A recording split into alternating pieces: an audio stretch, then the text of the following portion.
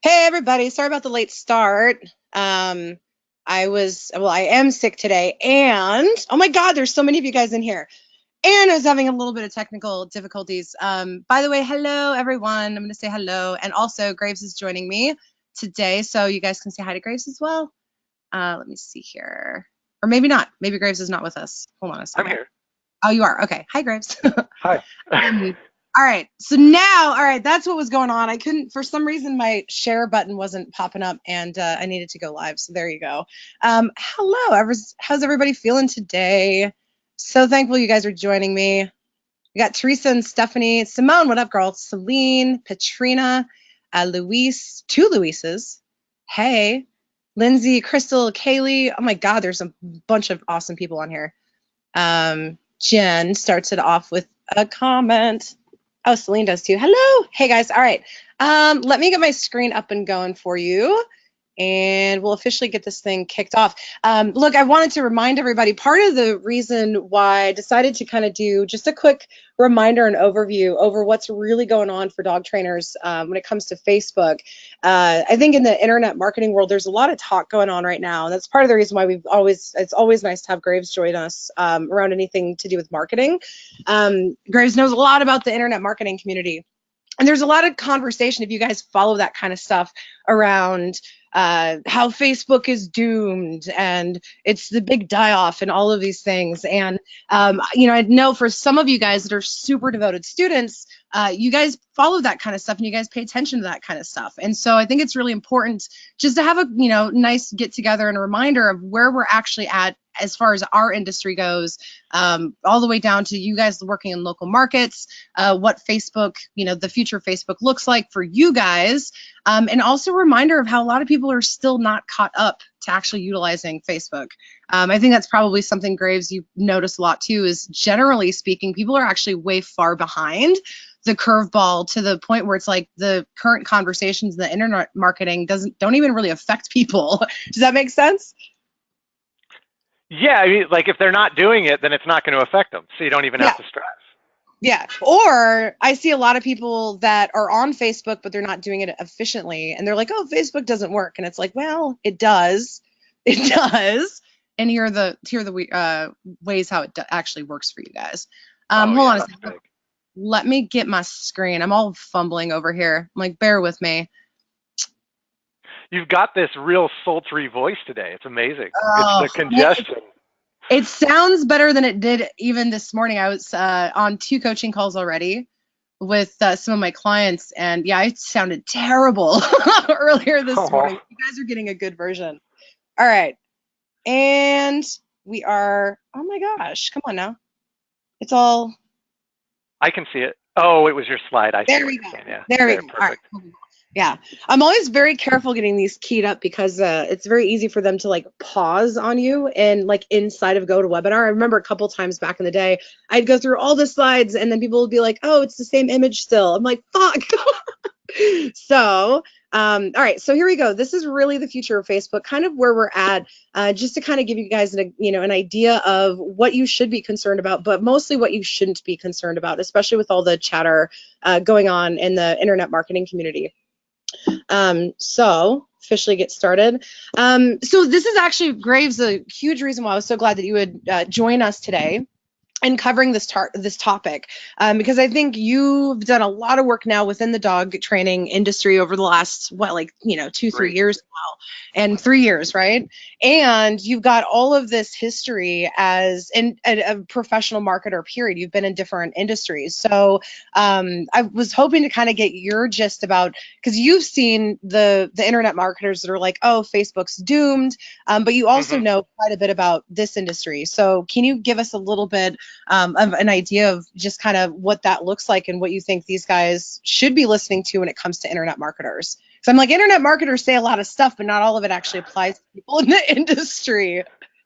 Right, right. Yeah, yeah, yeah. I'll give a quick overview. So I've had my hands on working in 56 plus different industries across 4 different continents in like 7 or 8 different countries. And while very, very small changes will happen in specific industries, but not others, for the vast majority of all industries, everything we're about to teach you to do will work. Aside from really, really small, minuscule stuff. Like the latest change, just to give you an idea, is that there's been a law passed. There were already anti-discrimination laws from marketing in terms of renting. You couldn't only put out your stuff targeting a specific gender or a specific ethnicity because it was seen as discriminatory. And discriminatory rental practices, there's already been a law passed. So people were doing the same thing on Facebook because anytime a new platform moves in, it goes back to the wild, wild west. Most of this stuff has already been taken care of on Google, and before that it was taken care of on direct mail and print advertising and stuff like that. Here's the deal. None of that, the discriminatory stuff, is really going to affect you as a dog trainer, which is awesome. But as the copy for this webinar said, 29% of startups who have been surveyed after they failed say the most hardest thing to keep growing or just keep maintaining where they're at, keeping their doors open. 29%, almost 1 in 3 businesses, say regulation is the thing that keeps them stuck where they're at or failing. And that regulation can come from government, like we're seeing over in Europe with GDPR, where you're having to now say, hey, look, I do use cookies and I do track you on the internet and stuff like that. And again, if you're in the United States, that doesn't affect you. But in Canada, they have regulation that says you actually have to have a separate checkbox if you want somebody to join your newsletter, right? In America, we can still say, at least of right now, hey, if you sign up for my list, I can market to you. We don't need that separate checkbox. But all of these things that happen regulation-wise can help you because they're going to push other people out of the marketplace as long as you listen to people like Maggie, people like me, people like Kristen, people like Christina, etc.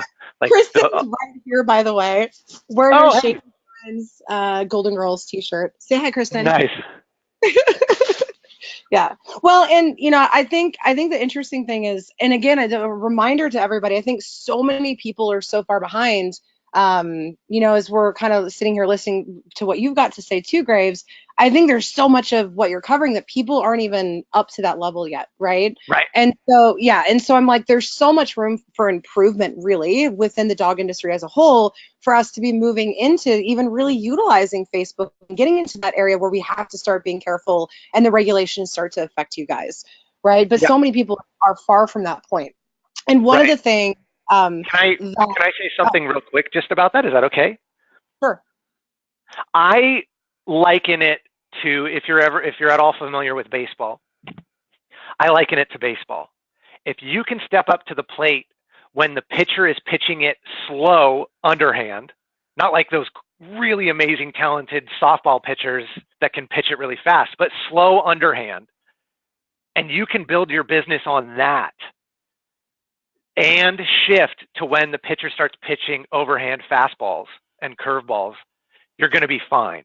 The problem that I see with businesses doing is they're waiting too long. They get to year 2 and 3 and they're absolutely burned out. And now they're trying to solve problems that they're doing it in a position where the pitches are coming at them way too fast for them because they haven't practiced. They haven't swung the bat. They haven't stepped up to the plate. They don't know the pressure.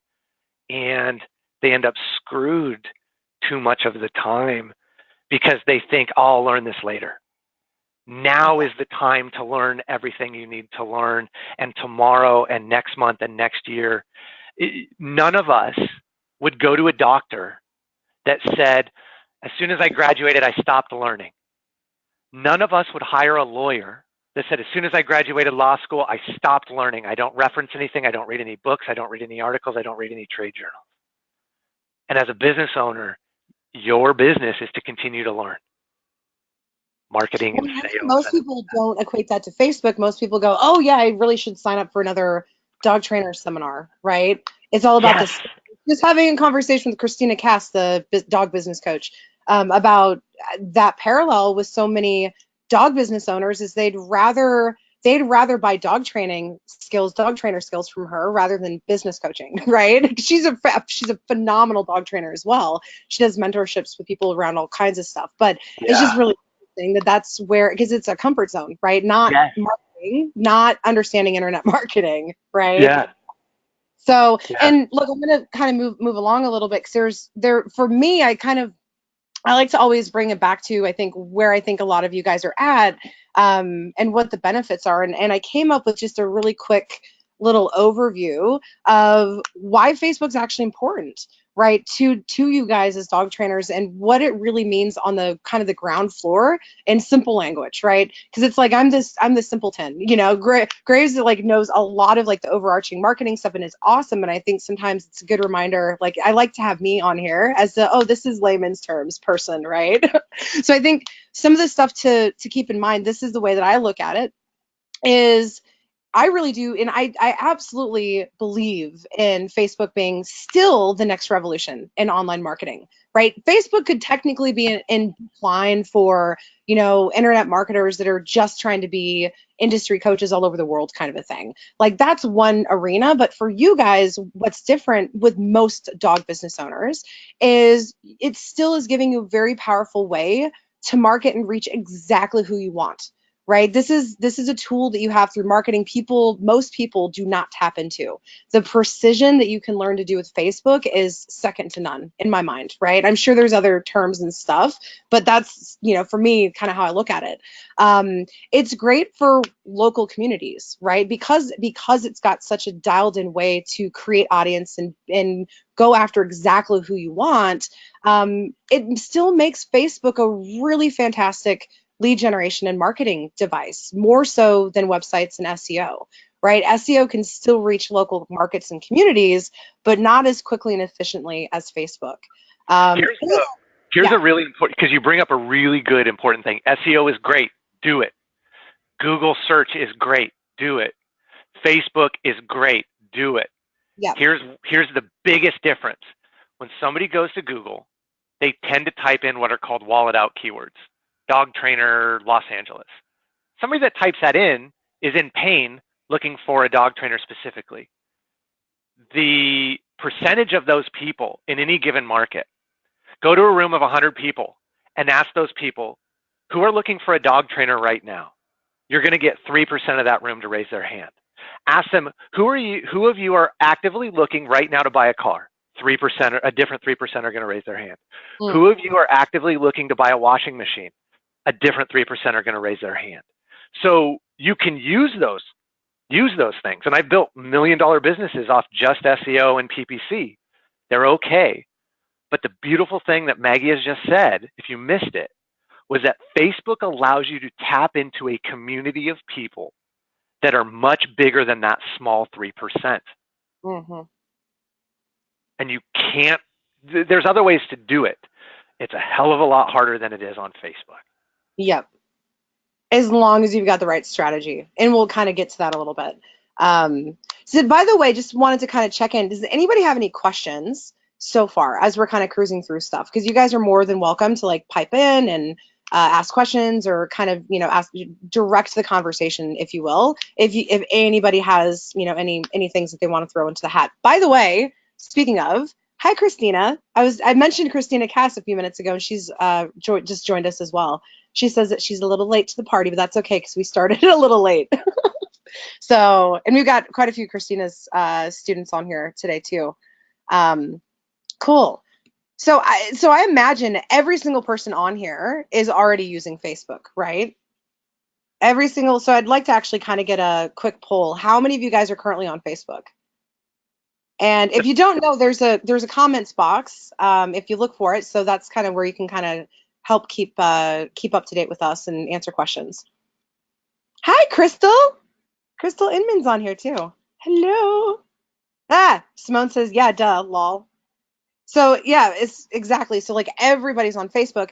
How many of you guys are using Facebook strategically? How many of you guys actually are part of a mentoring program or somebody teaching you the art of Facebook?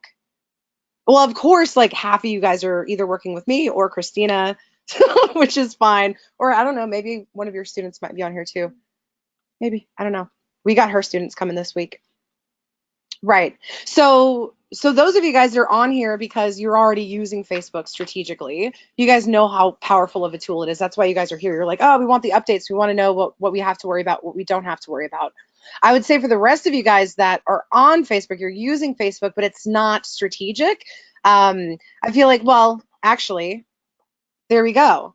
Right? Chances are you might be on Facebook a lot, but the odds are 99% of you guys are using it inefficiently. You're using it inefficiently. And I honestly believe that I don't think people understand what the difference is. When you're kind of out there alone, there's a lot of interactions and a lot of stuff that happens on Facebook. So it makes us feel busy. It makes us feel like we're doing something, but it's not actually growing the business. Yeah. I love this image, by the way. I found It this when always I was, cracks me up.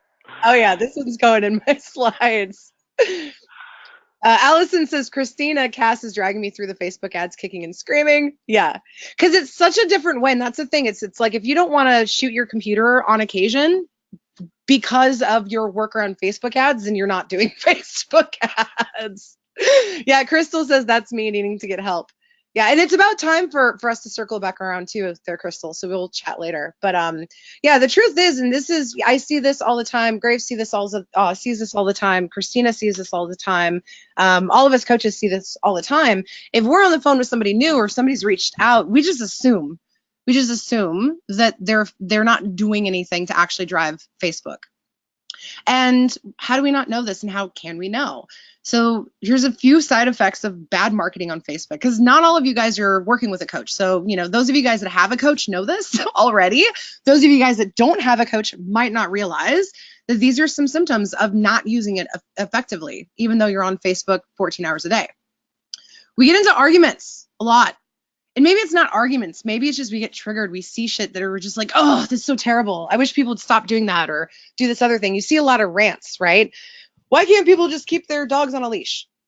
All of that kind of stuff. It's not designed to help us grow, and it's certainly not designed to reach somebody that's open to growing with you. So there's a lot of arguments, whether we're having them as a keyboard warriors or we're having them inside of ourselves. It's going to happen a lot if you're not using a strategy behind Facebook. Facebook sucks your soul out. I didn't know what else to say other than that's literally what I think it feels like for a lot of people. We almost go through like burnout cycles with social media. How many of you guys have felt like you're burned out on social media? Probably a lot of you. I've been there. I've definitely been there. It's a sign of not using Facebook efficiently. I've got to share something real quick, because when Yeah, you and I were in Egypt, we didn't have really good internet access, and so I didn't go on Facebook for the 2 weeks we were there, really. And because I didn't go on it, I didn't interact with a lot of posts. And when I came back to the States and got on Facebook, my news feed was completely different than when I went to Egypt, because I had stopped interacting with a lot of stuff. And so I don't see it. I see it 1% compared to the 100% that I used to see it, like the political posts and the rant posts and the bashing on this side and that side and the next side post. I don't see that at all, because I don't interact with it anymore. I don't share it in chat boxes. I don't comment on it. I don't like it. I don't click read more. And so if you're catching yourself really feeling burned out, chances are you're disliking, commenting on, sharing it with your friends in the chat box, not even on the news feed, but in your chat box. If you grab the link to the post and drop it to your friend, Facebook sees that and adjusts their algorithm. So if you're getting sucked into that stuff that's really negative, that doesn't grow your business anyway, you're going to get more of that, and you're going to burn yourself out. It was the best thing I ever did. And I did not have to get off of Facebook. It was just, it happened because I was in Egypt. I would add to that too. It's not just getting rid of negative stuff. It's just spending too much time. Look, you guys are business owners. If you're on Facebook, your business part of your brain is working, even if you think you're just on there scrolling through your timeline or whatever, but not the timeline, but whatever it's called. Like, so I'm like, not, my brain is not all together today, folks. I'm getting better though. But the thing is anytime you're interacting, period, including for like the positive stuff, because I see this too, the people that almost get sucked into the motivational post, and there's a time and a place for that. Don't get me wrong. But I think anytime you're getting sucked into scrolling through it, it's a problem, right? For the good, bad, and the ugly. So I think there's another side to that that can still be unhealthy. So just because you're looking at positive stuff, again, don't delude yourself into thinking that that's work, that it's not growing your business. I'm not saying it's wrong. I'm just saying you need to understand, you got to train your brain to realize you're not actually working. You're not actually working. And that's the hard thing. And even people that know this or have been working with me for a while are going to hear this and be like, oh, fuck, I still do that a little bit. And look, we all do. Kristen just nodded her head over there. She's like, yeah, we You all know do. what's interesting is in high school physics, if the definition of work was lifting a weight and moving a distance with it. Even if you go one step, that's work for physics. But if you lift the weight and you put it back down, that's not work. But holy crap, is it exhausting? Mm.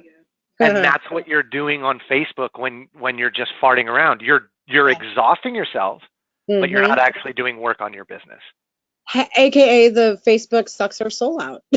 Like, I didn't know that's it, right? That's the thing. And I think, look, I mean, I'm really glad we actually had this conversation, because that's really what I was trying to say in that second point is like, don't get sucked in, because it'll just like trap you and you'll just keep going, and good, bad, the ugly. It's just, it's a time suck. It's a warp.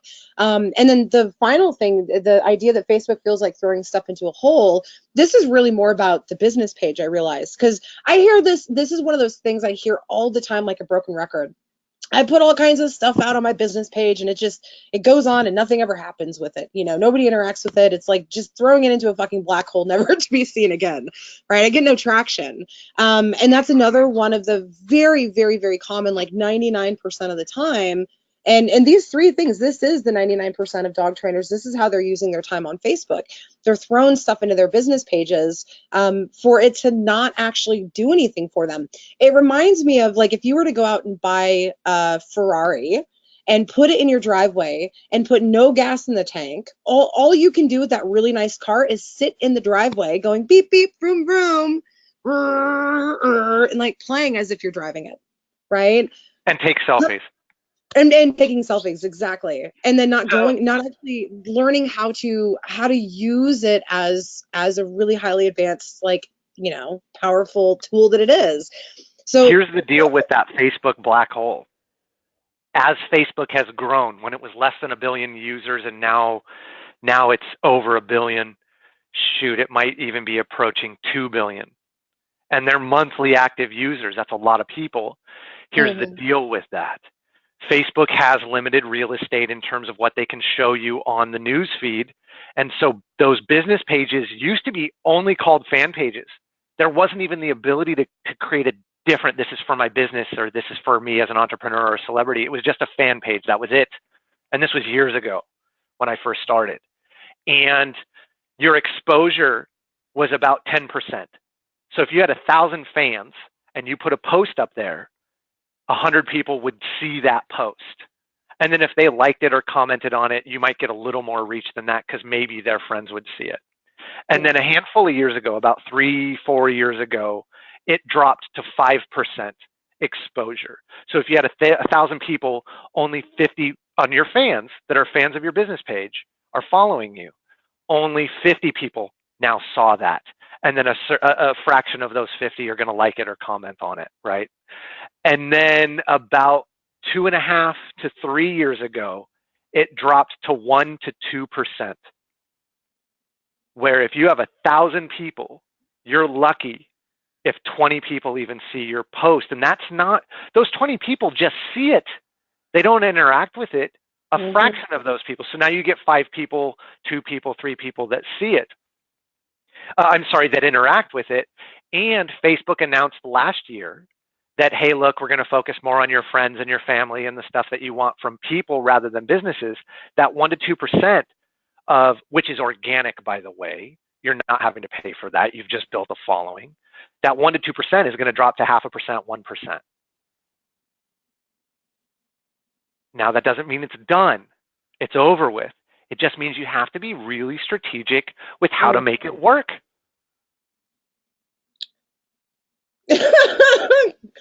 Kim, that's crazy. By the way, Kaylee had a really good comment here. She said that she's just promised herself not to use or not to use it for a good while, Facebook, right? And she said she's always constantly comparing and panicking, and that she feels loads better and way more productive in the last 48 hours since deciding not to engage with Facebook. And I would say that's again one of the warning signs that like you've been in that vortex of Facebook where you feel like you have to be like, no, no more, I have to go cold turkey. I'm like, there's a balance, right? You've got to use it strategically, but that means not hanging out on Facebook. That means going in, doing what you need to do with your business pages, maybe dropping, a piece or two of content out to your onto your normal profile or whatever, and getting back out, right? Maybe checking on clients, that's it. So you got to use it strategically. Yeah. Yeah. So I did want to cover a little bit like what can you do? I think a lot of you guys are really lucky to have a coach or somebody in your corner helping to guide and shift you and allow you to grow. Especially since Facebook does shift around and marketing does shift, what's working, what's not working. You guys are definitely ahead of the curve, but for everybody else, it's kind of going, well, what the fuck do I do? If I'm not supposed to be spending a bunch of time on Facebook, doesn't that defeat the purpose? Not necessarily, right? These are the things that you can do. Number one, understanding niche. And most of you guys, are going to already know this because you've worked with somebody. We've worked at, you've got a mentor with one of us. But what niche really means is we need to, if you don't coach with one of us currently, a niche is essentially getting really clear on the type of person that happens to own a dog that you want to help, right? Not necessarily, oh, well, I work with dog owners, period. There's too many different types of dog owners out there, that you really want to get clear on who do you want to attract. And again, this is the opposite we see 99% of the time on, dog trainers' business pages. They don't have an idea of who their niche is. And, there's a lot of too broad content that goes out that just sits in the water, right? It's that idea of people put stuff on Facebook and nothing happens. Well, part of it is Facebook algorithms just don't push it that much. And also, it's probably not very interesting to a certain part or person, certain type of person. So if you have not done really good, clear niche work, you've really got to do that. And part of it as well is later on in Facebook marketing, when you start to look at how do you actually create ads, how do you monetize ads, how do you go in and build an audience, to be able to do all that targeting, all of the little bits of information that you gather when truly understanding who your niche is and really digging in there, that's literally what gives you the information you need to create your audience and to direct market back to people on Facebook. It's niche work, not having any, it has nothing to do with you as a dog trainer or what kind of business you have. It has everything to do with who your niche is. That's the number one most frequently forgotten piece of marketing in dog training businesses, period. And I would say hands down. and to give a quick example of that, I remember having a conversation with a woman who was a dog trainer. This was 3 years ago, 4 years ago. It was actually before you and I started working, Maggie. This was a story I told you. So she was like, "Oh, I'm going to go spend $2,000 on a billboard," and I said, "Great. How many of the cars that drive past have drivers in them? How many drivers, basically, that own a dog?" And she's like, "Oh, I don't know." And I said, "Let's just say 50% do. That means you spent $2,000 to get in front of 50% of the people that don't even have a dog. And so you're failing. If you're going to do a billboard, put the billboard right next to a vet. Don't do a billboard necessarily, but if you were going to do it, put it next to a vet office where everybody going in there, has a pet of some sort, right? And that's what Maggie's saying about niche is you've got to get really smart with Facebook. You can pinpoint exactly who you want from dog owner. Used to be able to pinpoint homeowner and income and all of that. You can't anymore because it's changed, but that's a good thing for you as the person who invests in their learning, not the person that learns it once and stops. Things are going to change. Medical advancements change, legal advancements change, and marketing advancements and targeting advancements change. usually not in our best interest, but in the platform's best interest, unfortunately. And so stay educating yourself on that and really get into the niche, because that helps you with Maggie's next point so well, which is Oh the my God. language. Yeah. Yeah. And this is one of those things. This is basically, this is copywriting, right? It's a fancy word of saying the words you use matter. And if I can give everybody one main bit of advice here is, yes, to figure out your niche, which it's easier said than done. I think all of us that have been there, done that, agree with that. You're like, oh my God, yeah, we're always coming back to who is it that we really want to be serving? But then deliberately talking to them in their own language. You know, I had a conversation with one of my students. His name's Mikey. He's got a dog training facility up in New Hampshire. And you know, I was telling him this story because he's got this idea of a board and train, but he wants to call it something different because it's more in alignment with what he really feels the uses or the purpose. And I said, look, I went through this a long time ago. I didn't like the word dog trainer for a long time. And I think a lot of you guys can hear me on this point. It's like we're more of a mentor. We're a coach. You know, we coach the people, we coach the dogs, we're relationship experts. Like we do, especially in the pet industry, we feel a lot more connected to all of those bits of the job title that we do, more than just dog trainer. And there's, you know, there's quite a few dog trainers that have gotten to that point where they're like, I don't really like the word dog trainer anymore. And I swear, back in the day, I went through this thing back and forth between a couple of my colleagues and myself for about 4 or 5 years, where we toyed with, like, you know, dog coach, dog behavior coach. We toyed with all that stuff. And I realized, and I should have known, I know now why it never worked. And the reason was, is that's not what the average owner calls it. You know, as much as I knew that my job title was different, that's not the language that my person that was looking for help was using. So I had to revert back to the language that matched where they were at the time. For example, I've had this conversation with a few people. How many of us cringe at the term fur baby? I used to. Like, I used to hate that term fur baby, but for some dog business owners, that language is really, really important. That might actually, your niche might, you know, jokingly call their dogs their fur babies. And if that's the language that they use, you should lovingly and holistically incorporate that into everything that you do online. Whether you're just jotting down a quick post or sharing a picture or whatever it is that you're trying to do, write in the language that makes sense to them. Write in the language that makes sense to them. Another one is always be client or human focused. I have found myself over the last few years saying this like a broken record: stop thinking like a dog trainer. Yeah, stop thinking like a dog trainer. Stop talking like a dog trainer. That's actually the last one on my list here. You've got to train yourself to think like the average dog owner or your niche, right? Whoever your kind of special type of dog owner that you love working with. We've got to learn to really think like them, because that's where we learn to really build value for people. That's where we really learn to create ways of saying things or content or articles or whatever, videos, whatever, however you want to run your marketing. You create stuff that really connects with them, and that's what builds authority, right? Learning to really come at things from your client's perspective is what builds authority in the dog training industry. And there's so few people, even in leadership positions in this industry, that do that. So there's very few people to learn from. Simone's a To good give one. to give Simone. a Oh, to give a Simone. real quick example on that, uh, the thing that was really, really good about me coming in and working with Maggie 3 years ago was we owned dogs growing up, but I didn't come from the training industry, so I didn't have all that jargon. So for me, it was like, okay, I want my dog to stop what they're doing and come to me when I call them. I didn't know that was called recall. I didn't know a leash was called a lead. I didn't know getting them to stay put was a place, right? The average person, when a dog jumps on you, they say down or Mm-hmm. off, right? They actually use the wrong terminology. And so you have to meet them at where they're at.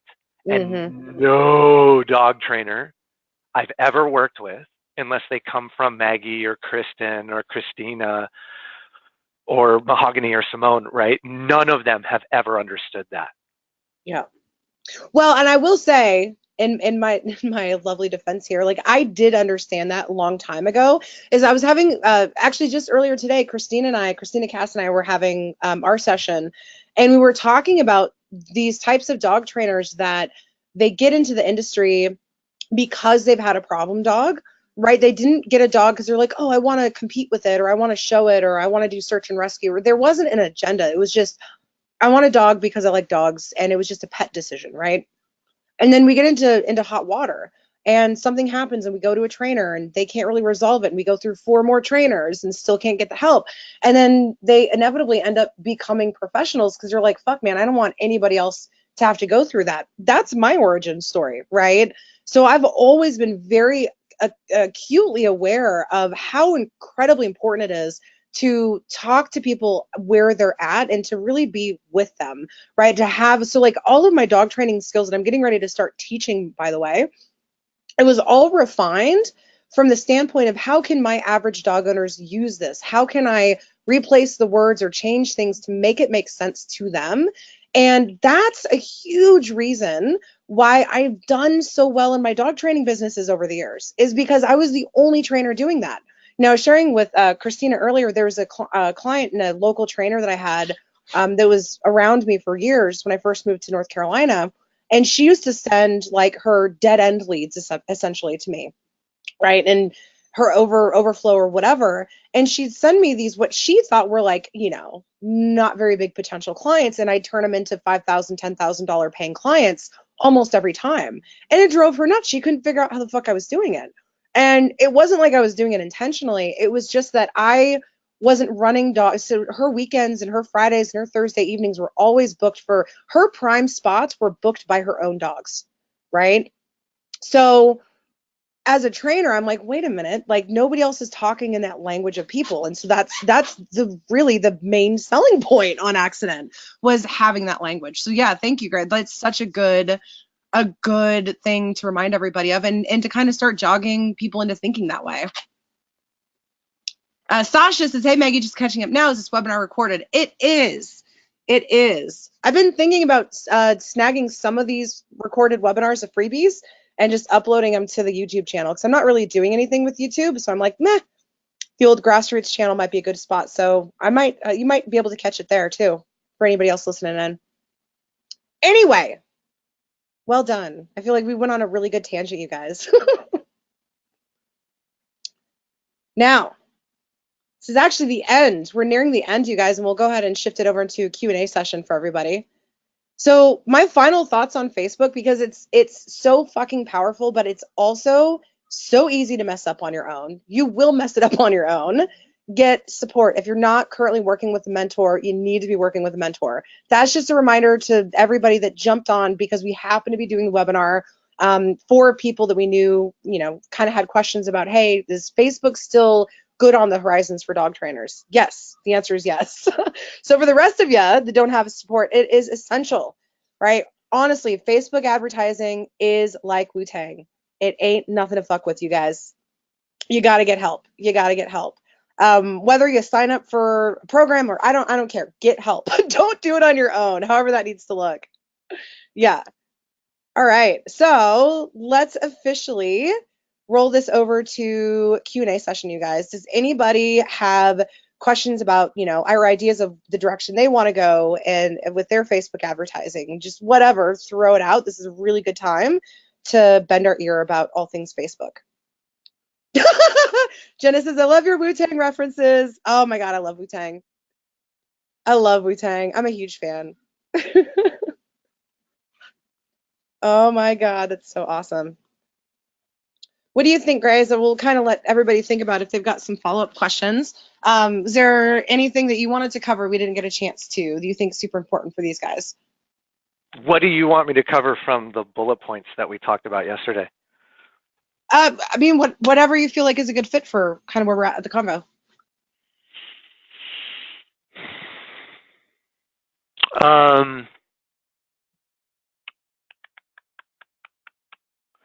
Well, we could talk about We might just actually have to redo all of that in a new webinar, because that'd be super, super fun. Actually, I think let's talk. What's that? Let me. I've got a question that just came in from Aaron on what's a good cost of B2B leads on a lead ad. That's a really, so it depends on the ad. I'd say that's almost a question for your coach, right? Because I think Aaron's working with Christina. I would say, same as testing any other ad, roundabouts $100 a day. That's what we do. That's what you do too, right? Yeah. So I think the average is just make sure that you're kind of going in and having somebody double check that lead ad before putting it out live. To give you an idea, there was a study done in 1982, and the average sales call, and they studied like 562 different businesses or something like that. This was 1982. The average sales call to get into somebody's home in a meeting or to have them come to your office was $170, something like that. It was over $100. And the average company required 5.2 sales calls to close a sale, which meant the average sale was costing somewhere in the range of $900 for a sale. And that's how it was back then. For a lot of businesses, especially if you're B2B, not business to consumer, but business to business, your lifetime client value is way more than what a consumer product might be. And so you really want to talk to your coach and sit down and look at that, because saying, what should I be spending, really depends on how much is your client worth, how much do they spend initially, how much do they spend over 12 months, and how many months do they stay with you for? Do they stay for 36? Do they stay for 24? Do they stay for 18? And it's business in that realm becomes less of a marketing issue and more of a financing issue. It's going to cost you $100 to get a client. But a client's going to spend $1,000. How many $100 bills would you trade me to make $1,000? I don't know about you, but I'd be doing it all day, every day, profiting 900. So. And this is my caveat, because I'm always very careful about this with folks that don't currently have a coach. You got to be careful about putting money into Facebook too. That's why I'm always like, double check with your coach, like Graves says. Always double check with your coach before you put an ad up. Which leads us to another question. This is actually one we get pretty frequently. Should you guys boost posts? How do you use a boost button on Facebook? My answer is you don't, unless you've got a holistic strategy. You don't, unless boosting is the last thing you actually want to be doing. You've got to bring people in first through lead ads primarily, which is a whole different thing. That's why we're like, you got to be in a program, guys, if you're not already. And then always work very, very closely with your mentor before you do that. Is that what you like? I'd love to hear feedback from everybody. I'm like, Graves, what do you think? Kristen, what do you think? It's like, if you're just boosting posts for, I'm sorry. Hi, guys. It's very tempting to boost a post to get the engagement into the reach that you desire.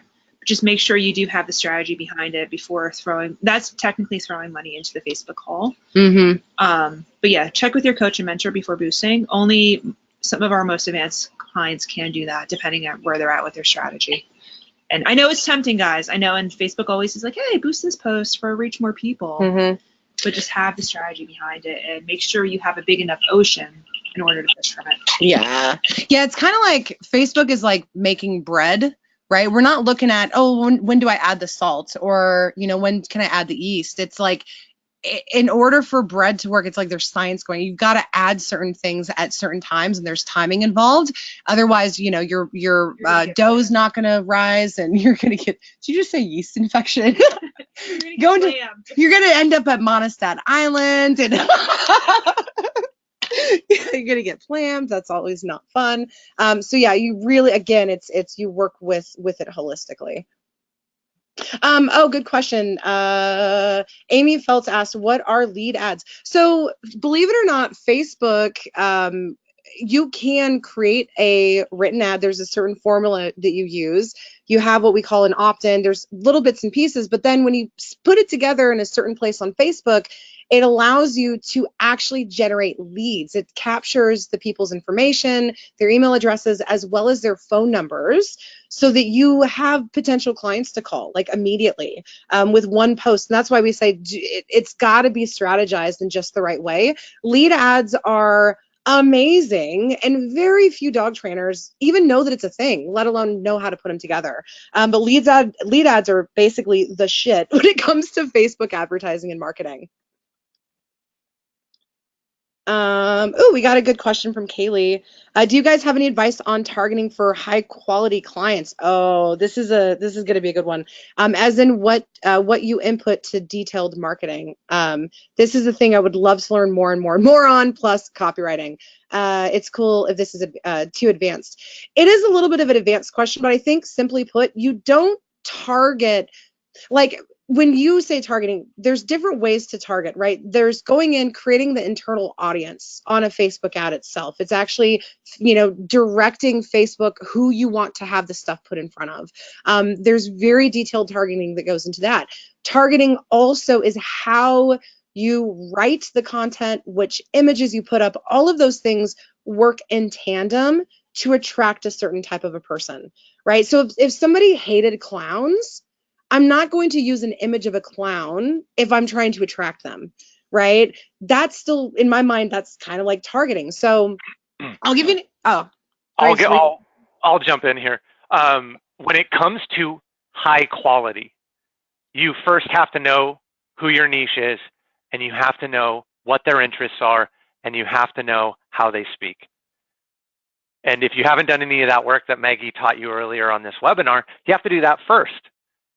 Otherwise, you're going to get low quality. Now, what Maggie just said, you've got the physical targeting where I can pick interests and I can pick certain zip codes and neighborhoods and all of that. And then you've got what my ad says in the copy, in the text. And to give you an example outside of this, in a different industry, I have a high-end fashion house out of Australia. Dresses are thousands and thousands of dollars. T-shirts are $1,000, stuff like that, right? Really high-end. And one of the things we could target back in the day, this is why I want to do this example, we used to be able to target anybody that was making more than $150,000 in their household. Well, that's a really good high quality person because we know they're making enough money. And then the Cambridge Analytica scandal happened and Facebook freaked out and they self-regulated. They didn't have to do it. It wasn't the government that made them. They self-regulated. And they killed all of their relationships with their third-party targeters like Axiom and Datalogix and Epsilon. And these were companies that had all kinds of information about you tied to your email address. And if that email address was your same email on Facebook, then it would come into your Facebook profile. And so how we got around that, what are things that high value people are going to like? Well, in Australia, there's a restaurant, there's a really famous chef, Heston Blumenthal, and he has a restaurant called Fat Duck. And I think that's the name of it. And his clientele are really high end. So we went after women with C-level executive positions that also liked Fat Duck and also liked Alexander McQueen and Coach and Chanel and Tiffany's and all of that. We didn't just target people with an income anymore because we couldn't. So well, I think that right you don't there necessarily target just dog owners. You might target dog owners that also drive a BMW or a Mercedes. That's exactly what I've been talking to my guys about in the background over marketing recently is that's the number one way for like, okay, what's the easiest way to target people that have money without targeting their income? Number one, I think that's a horrible way to do niche, just a FYI. Just to throw that out there. It's like you don't target Say that again? That's a horrible way to do niche, just targeting people that have money, period. But if we're targeting higher end, like that's literally part of our niche, what we're looking at is those purchasing habits, right? What kind of things do they interact with? For example, people that are retired or close to retirement are more in a certain niche are more likely to be looking at like boats and yachts and things like that. You look at their purchasing history and habits, right? What kind of brands do they interact with? Things like Coach, for example. If you're looking for like more refined kind of higher end niche, right? So like Graves is saying, that's such an important thing to remember. Don't just target people based on money, but really think about who are they? What kind of things do they interact with? You know, like I chose Wu-Tang because I like Wu-Tang, and I know that some of you guys are going to like Wu-Tang too. So Jen is all for it. One of her dogs named after one of the Wu-Tang members. So, you know, here's a little piece about what you just said that is so, so valuable. And this is where 99% of the dog trainers I've worked with have messed up around niche. They think by doing niche, it's going to make them make sales. And then if they don't make sales, they think they chose the wrong niche. In reality, they're connected, but they're not exactly the same. So if you say, oh my God, I really want to work with homeless people that have rescues, they don't necessarily have money to pay you. So you're going to burn out. Likewise, I can go after people that drive Lamborghinis all day long, but if they don't own a dog, I'm hosed. They're not going to buy dog training. So you have to combine the two things. Yep. And make them play well together. Which is why you need supervision. I'm like, Facebook requires supervision for sure. All right, guys. Any remaining questions? Because I just need to go rest. I'm still sick. I'll be perfectly honest. I'm like, we did it though, you guys. We did it. Celine says, is there an easy to use program or app that can help me keep track of Facebook leads and where they are in the process? I'm using the old school paper. Yeah, again, it's if you really want to dig into it, you're gonna definitely need some advanced help, because that's a whole different topic of conversation in terms of learning how to use the ads manager, because there's already, like, Facebook has all that stuff. It's just that if you can go pop into your own ads manager. Usually it'll be like on your home page on the drop down menu on the left hand side. But yeah, when you're first looking at it, I remember back in the day when I was first looking at all this stuff, I was just like, I can't make sense of fucking shit. And even if you think you can, don't do it alone. So I'm like, if you guys are at the point where you're really wanting to push into whole strategies, make sure you're working with someone. And Kaylee says, thank you for answering my question. You're welcome, Kaylee. Jenna says, I was just saying how everything about your niche work clearly gets results because you're bang on with my favorite things outside of dogs, right? Unicorns and bacon, girl. Unicorns and bacon. Awesome sauce. You guys have been amazing.